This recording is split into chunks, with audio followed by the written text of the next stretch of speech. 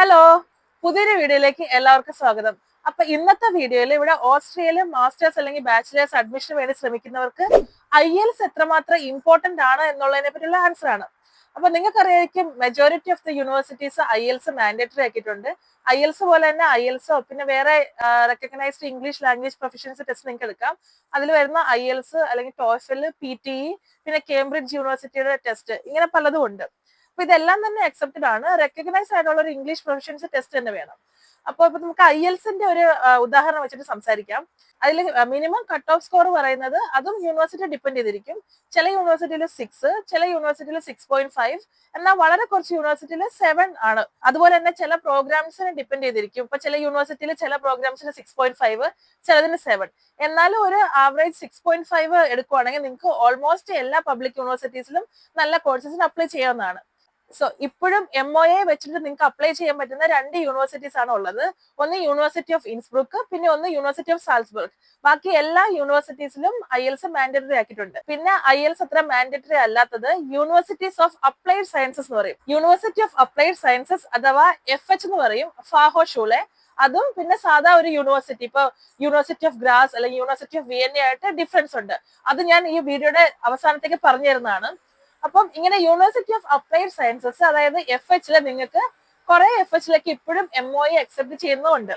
പക്ഷെ അവിടത്തേക്കുള്ള ഒരു പ്രശ്നം എന്ന് പറഞ്ഞാൽ, പ്രശ്നമല്ല, എന്നാലും അവിടെയൊക്കെ ഓരോ വർഷത്തിലും ഭയങ്കര ലിമിറ്റഡ് സീറ്റ്സ് ആയിരിക്കും. ഇപ്പം ഒരു പ്രോഗ്രാം ചിലപ്പോൾ 35 സീറ്റ്സ് അല്ലെങ്കിൽ മാക്സിമം പോയി കഴിഞ്ഞാൽ 40 സീറ്റ്സ് ഒക്കെ ആയിരിക്കും ഒരു വർഷത്തേക്കുള്ളൂ. അതിൽ ഇന്റർനാഷണൽസും നാഷണൽസും അതായത് ലോകത്തുള്ള എല്ലാ ആൾക്കാർക്കും കൂടെ ചേർത്ത് ആകെ 40 സീറ്റ്സേ ഉള്ളൂ.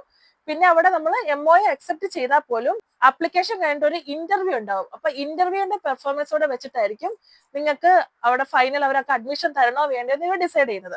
സോ അപ്പൊ ഇപ്പോഴും FHല് MOA അക്സെപ്റ്റ് ചെയ്യുന്നതിന്റെ ഒരു കാരണം എന്ന് പറഞ്ഞു കഴിഞ്ഞാൽ, ഇന്റർവ്യൂ സമയത്ത് അവര് നിങ്ങളുടെ ഇംഗ്ലീഷ് ലാംഗ്വേജ് പ്രൊഫഷൻസി അസസ് ചെയ്യും.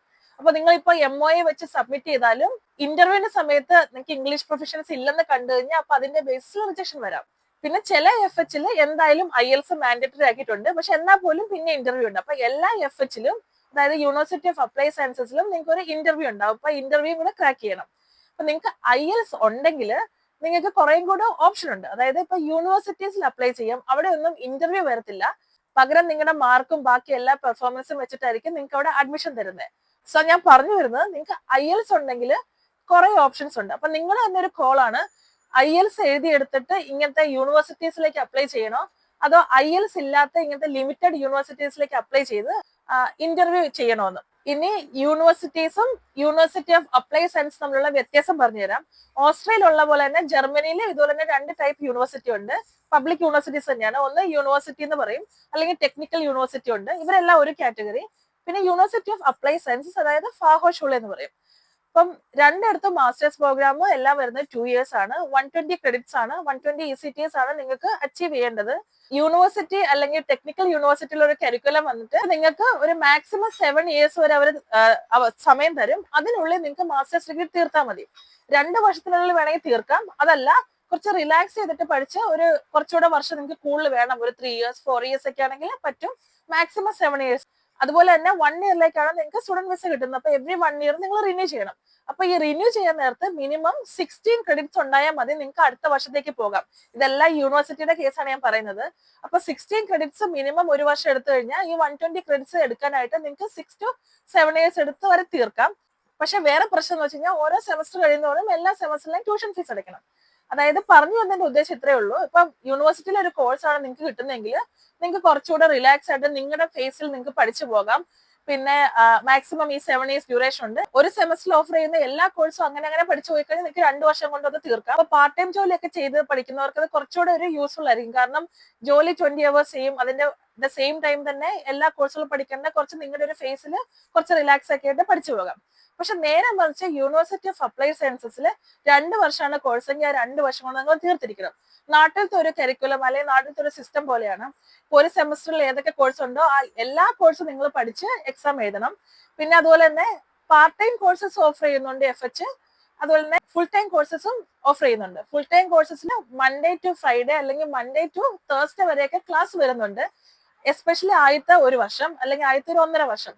അപ്പൊ നിങ്ങൾക്ക് പാർട്ട് ടൈമും കൂടെ ചെയ്ത് പഠിക്കുമ്പോൾ ചിലപ്പോൾ അത് ബുദ്ധിമുട്ടായിട്ട് വരും. കാരണം ഇപ്പൊ സാറ്റർഡേ സൺഡേയിലൊക്കെ ആയിരിക്കും നിങ്ങൾക്ക് വർക്ക് ചെയ്യാൻ പറ്റുള്ളൂ.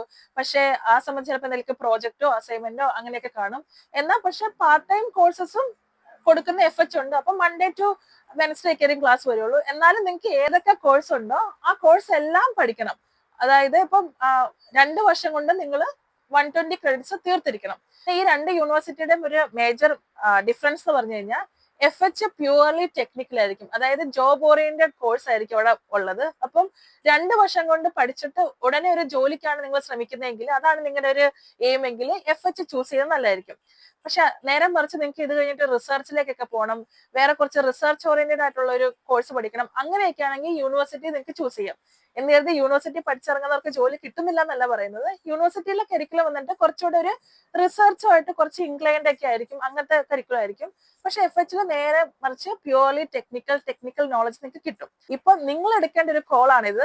നിങ്ങൾക്ക് ഒരു 3 to 4 years കൊണ്ടൊക്കെ റിലാക്സ് ചെയ്ത് പാർട്ട് ടൈം ഒക്കെ ചെയ്ത് ഒരു മാസ്റ്റേഴ്സ് പൂർത്തിയാക്കണോ, എഫ്എച്ചിൽ മാസ്റ്റേഴ്സ് പഠിച്ചിട്ട് നേരെ ഒരു ഫുൾ ടൈം ജോലിക്ക് കയറണോ?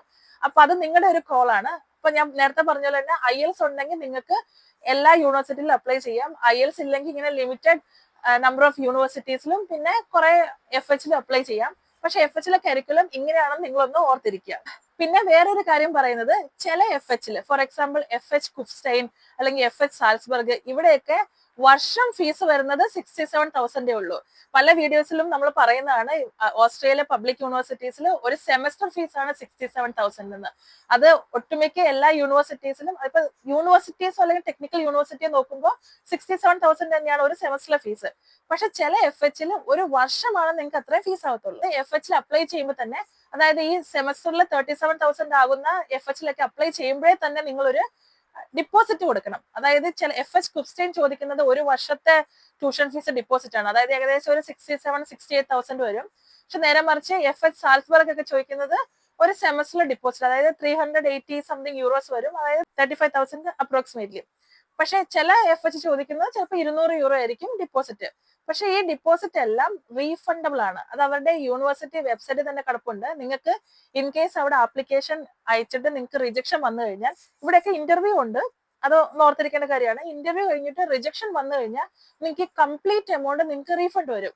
കുറച്ച് പൈസ, ഒരു 400-500 റുപ്പീസ് ഒക്കെ ചിലപ്പോൾ മാറ്റം വരും. കാരണം എക്സ്ചേഞ്ച് റേറ്റും പിന്നെ സർവീസ് ചാർജും എല്ലാം വെച്ചിട്ട് കുറച്ച് വ്യത്യാസം വരും. അതല്ലാണ്ട് കംപ്ലീറ്റ് എമൗണ്ട് നിങ്ങൾക്ക് റീഫണ്ട് തരും. എന്നാലും അവിടെ ഒരു എക്സെപ്ഷൻ ഉണ്ട്. ഒരു എക്സാമ്പിൾ പറയുകയാണെങ്കിൽ FH വീനർ നോയ്സ്റ്റാറ്റിൽ നമ്മൾ നോൺ റീഫണ്ടബിൾ ആയിട്ട് ഒരു 250 യൂറോസ് കൊടുക്കണം. അത് അവരുടെ വെബ്സൈറ്റിൽ തന്നെ കിടപ്പുണ്ട്. അതൊരു ആപ്ലിക്കേഷൻ ഫീസ് ആണ്. That will be non refundable. അങ്ങനെ വെബ്സൈറ്റിൽ കൊടുക്കുന്നുണ്ടെങ്കിൽ അത് നോൺ റീഫണ്ടബിൾ തന്നെയായിരിക്കും. പിന്നെ ഞാനിത് പറയാൻ വേറൊരു കാരണം, പിന്നെ നമ്മുടെ അടുത്ത് ഒരു 3-4 സ്റ്റുഡൻസ് വന്നായിരുന്നു. അവർ FH കുഫ്സ്റ്റൈനിൽ അപ്ലൈ ചെയ്യാൻ വേണ്ടി വന്നവരാണ്. അവർ ഇതിനു മുന്നേ വേറെ ഏജൻസിലൊക്കെ പോയി അന്വേഷിച്ചു.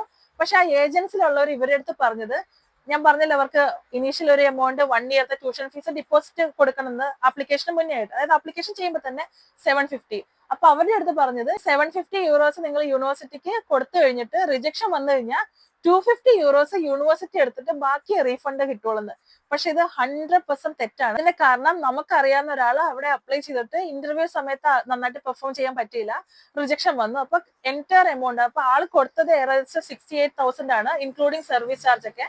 പക്ഷെ റീഫണ്ട് വന്നപ്പോഴത്തേക്കും ഒരു 300 രൂപയുടെ 400 രൂപയുടെ എന്തോ കുറവുണ്ടായിരുന്നുള്ളൂ. ബാക്കി എല്ലാ എമൗണ്ടും തിരിച്ചു കിട്ടും. അതുകൊണ്ട് റീഫണ്ടബിൾ എന്ന് യൂണിവേഴ്സിറ്റി വെബ്സൈറ്റിൽ ഉണ്ടാവും. അങ്ങനെയാണെങ്കിൽ നിങ്ങൾക്ക് എല്ലാ പൈസ റീഫണ്ട് കിട്ടും. പിന്നെ അവിടെ നിങ്ങൾക്ക് ഇപ്പൊ സെലക്ഷൻ കിട്ടിയെങ്കിൽ അത് അവര് ഫസ്റ്റ് സെമസ്റ്റർ ട്യൂഷൻ ഫീസിലേക്കോ 1 ഇയർ ട്യൂഷൻ ഫീസിലേക്ക് അത് കൗണ്ട് ചെയ്യും. ഇപ്പൊ അവിടെ സെലക്ഷൻ വന്നിട്ട് നിങ്ങൾക്ക് അവിടെ ജോയിൻ ചെയ്യാൻ താല്പര്യം ഇല്ലെങ്കിൽ പോലും അവരൊരു ജൂൺ ഒരു ഡേറ്റ് പറയും. ആ ഡേറ്റിന് മുന്നേ അവരെ അറിയിക്കുവാണ് ഇവിടെ ജോയിൻ ചെയ്യാൻ പറ്റില്ല എന്ന് പറഞ്ഞാലും അവർ ആ എമൗണ്ട് റീഫണ്ട് ചെയ്യുന്നതാണ്. പിന്നെ നിങ്ങളുടെ അടുത്തേക്ക് ഏതെങ്കിലും ഒരു ഏജൻസി വന്നിട്ട് ഇത് റീഫണ്ട് കിട്ടില്ല എന്ന് പറയുവാണെങ്കിൽ നിങ്ങൾ ആ യൂണിവേഴ്സിറ്റിയുടെ വെബ്സൈറ്റിൽ നോക്കിയാൽ മതി. പിന്നെ അതുപോലെ തന്നെ നിങ്ങൾ ഏത് ഏജൻസി പോയാലും നിങ്ങളുടെ അടുത്ത് ചിലപ്പോൾ കോഴ്സിന്റെ പേര് മാത്രമായിരിക്കും പറയുള്ളൂ. അപ്പൊ നിങ്ങൾ അവരോട് എൻക്വയറി ചെയ്യുക, ഏത് യൂണിവേഴ്സിറ്റിയിലാണ് അപ്ലൈ ചെയ്യുന്നതെന്ന് എൻക്വയറി ചെയ്തിട്ട് ആ യൂണിവേഴ്സിറ്റിയിലെ വെബ്സൈറ്റിൽ കയറിയിട്ട് ഈ ഡിപ്പോസിറ്റിന്റെ ഒരു ടേംസ് ആൻഡ് കണ്ടീഷൻസ് ഉണ്ടാവും, അത് വായിച്ചു നോക്കുക. അപ്പൊ അത് ക്ലിയർ ആയിട്ട് എഴുതിയിട്ടുണ്ടായിരിക്കും ഞാൻ ഈ പറയുന്ന കാര്യം. പിന്നെ ഇവിടെ ഒരു ഇമ്പോർട്ടന്റ് കാര്യം പറയാനുള്ളത് കോഴ്സ് സെലക്ഷന്റെ കാര്യമാണ്. ഞാൻ പല വീഡിയോയിലും മുന്നേ പറഞ്ഞ കാര്യമാണ്. ഇപ്പൊ നമ്മുടെ നാട്ടിൽ ഒരു എഞ്ചിനീയറിംഗ് പഠിച്ച ആൾക്ക് സുഖമായിട്ട് MBA ചെയ്യാൻ പറ്റും.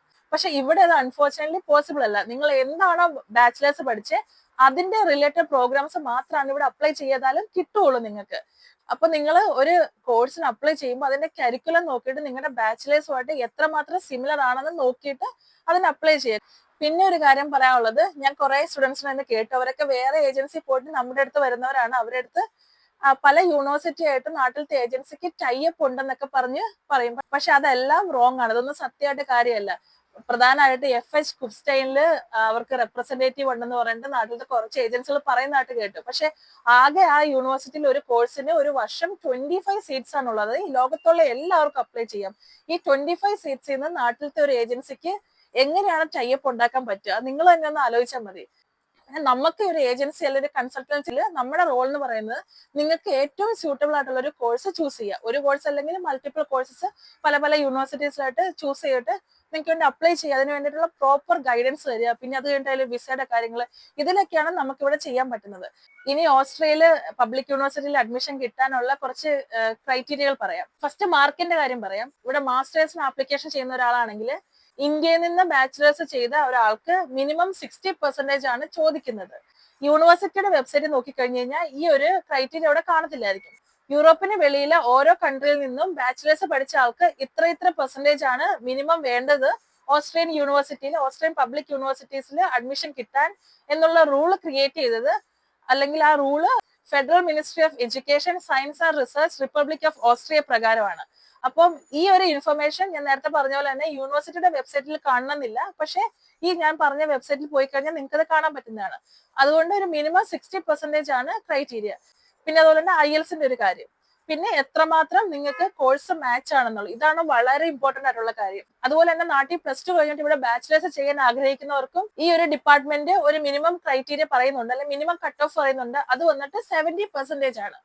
നാട്ടില് +2 അല്ലെങ്കിൽ ബാച്ചിലേഴ്സ് കഴിയുന്നവർക്ക് ഇവിടെ ബാച്ചിലേഴ്സോ അല്ലെങ്കിൽ മാസ്റ്റേഴ്സോ ചെയ്യാൻ ആഗ്രഹിക്കുന്നവർ എന്തെങ്കിലുമൊക്കെ കൺഫ്യൂഷനോ എന്തെങ്കിലുമൊക്കെ ക്വസ്റ്റ്യൻസ്, അവർക്ക് സ്റ്റിൽ ഡൗട്ട്സ് ഒക്കെ ഉണ്ടെങ്കിൽ നമുക്ക് മെസ്സേജ് അയച്ചാൽ മതി.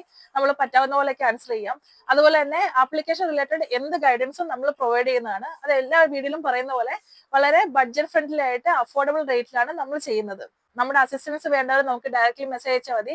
സോ നമ്മൾ തന്നെയായിരിക്കും നിങ്ങൾക്കുള്ള അസിസ്റ്റൻസ് തരുന്നത്. ഞാനായിരിക്കും നിങ്ങളുടെ അടുത്ത് ഡയറക്റ്റ് സംസാരിക്കുന്നത്. നിങ്ങൾക്ക് വേണ്ടിയുള്ള കോഴ്സ് ഒക്കെ ചൂസ് ചെയ്യുന്നത് എല്ലാം ഞാൻ തന്നെയായിരിക്കും. സോ അപ്പോൾ ഇത്രയേ ഉള്ളൂ ഇന്നത്തെ വീഡിയോയിൽ. ഈ വീഡിയോ എല്ലാവർക്കും യൂസ്ഫുൾ ആയെന്ന് വിചാരിക്കുന്നു. അപ്പോൾ അടുത്ത വീഡിയോയിൽ കാണുന്നവരെ ബൈ.